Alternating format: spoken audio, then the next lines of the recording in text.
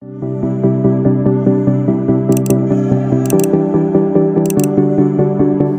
Suci Perjanjian Lama, Kitab Nehemia bab 4. Kewaspadaan terhadap orang-orang yang menentang pembangunan. Ketika Sanbalat mendengar bahwa kami sedang membangun kembali tembok, bangkitlah amarahnya dan ia sangat sakit hati. Ia mengolok-olokkan orang Yahudi dan berkata di hadapan saudara-saudaranya dan tentara Samaria, "Apa gerangan yang dilakukan orang-orang Yahudi yang lemah ini? Apakah mereka memperkokoh sesuatu? Apakah mereka hendak membawa persembahan? Apakah mereka akan selesai dalam sehari? Apakah mereka akan menghidupkan kembali batu-batu dari timbunan puing yang sudah terbakar habis seperti ini?" Lalu berkatalah Tobia orang Amon itu yang ada di dekatnya, "Sekalipun mereka membangun kembali, kalau seekor anjing hutan meloncat dan menyentuhnya, robohlah tembok batu mereka." Ya Allah kami, dengarlah bagaimana kami dihina. Balikkanlah cercaan mereka menimpa kepala mereka sendiri, dan serahkanlah mereka menjadi jarahan di tanah tempat tawanan. Jangan kau tutupi kesalahan mereka, dan dosa mereka jangan kau hapus dari hadapanmu, karena mereka menyakiti hatimu dengan sikap mereka terhadap orang-orang yang sedang membangun. Tetapi kami terus membangun tembok sampai setengah tinggi dan sampai ujung-ujungnya bertemu, karena seluruh bangsa bekerja dengan segenap hati. Ketika Sanbalat dan Tobia serta orang Arab dan orang Amon dan orang Asdod mendengar bahwa pekerjaan perbaikan tembok Yerusalem maju dan bahwa lubang-lubang tembok mulai tertutup, maka sangat marahlah mereka. Mereka semua mengadakan persepakatan bersama untuk memerangi Yerusalem dan mengadakan kekacauan di sana.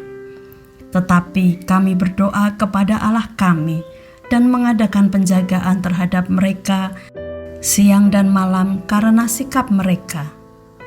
Berkatalah orang Yehuda, "Kekuatan para pengangkat sudah merosot dan puing masih sangat banyak. Tak sanggup kami membangun kembali tembok ini." Tetapi lawan-lawan kami berpikir, "Mereka tidak akan tahu dan tidak akan melihat apa-apa sampai kita ada di antara mereka, membunuh mereka dan menghentikan pekerjaan itu." Ketika orang-orang Yahudi yang tinggal dekat mereka sudah 10 kali datang memperingatkan kami, mereka akan menyerang kita dari segala tempat tinggal mereka. Maka aku tempatkan rakyat menurut kaum keluarganya dengan pedang, tombak, dan panah di bagian-bagian yang paling rendah dari tempat itu, di belakang tembok, di tempat-tempat yang terbuka. Kuamati semuanya, lalu bangun berdiri dan berkata kepada para pemuka dan para penguasa dan kepada orang-orang yang lain, "Jangan kamu takut terhadap mereka. Ingatlah kepada Tuhan yang maha besar dan dahsyat, dan berperanglah untuk saudara-saudaramu, untuk anak-anak lelaki dan anak-anak perempuanmu, untuk istrimu dan rumahmu." Ketika didengar musuh kami bahwa rencana mereka sudah kami ketahui dan bahwa Allah telah menggagalkannya, maka dapatlah kami semua kembali ke tembok, masing-masing ke pekerjaannya. Sejak hari itu, sebagian daripada anak buahku melakukan pekerjaan, dan sebagian yang lain memegang tombak, perisai dan panah, dan mengenakan baju sirah, sedang para pemimpin berdiri di belakang segenap kaum Yehuda yang membangun di tembok. Orang-orang yang memikul dan mengangkut melakukan pekerjaannya dengan satu tangan, dan dengan tangan yang lain mereka memegang senjata. Setiap orang yang membangun bekerja dengan berikatkan pedang pada pinggangnya, dan di sampingku berdiri peniup sangkakala.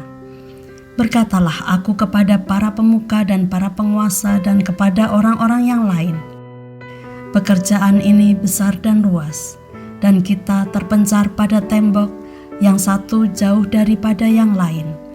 Dan kalau kamu mendengar bunyi sangkakala di suatu tempat, berkumpullah ke sana mendapatkan kami, Allah kita akan berperang bagi kita." Demikianlah kami melakukan pekerjaan itu, sedang sebagian daripada orang-orang memegang tombak dari merekahnya fajar sampai terbitnya bintang-bintang. Pada waktu itu juga aku berikan perintah kepada rakyat, setiap orang dengan anak buahnya harus bermalam di Yerusalem, supaya mereka mengadakan penjagaan bagi kami pada malam hari dan melakukan pekerjaannya pada siang hari. Demikianlah aku sendiri, saudara-saudaraku, anak buahku, dan para penjaga yang mengikut aku, kami semua tidak sempat menanggalkan pakaian kami.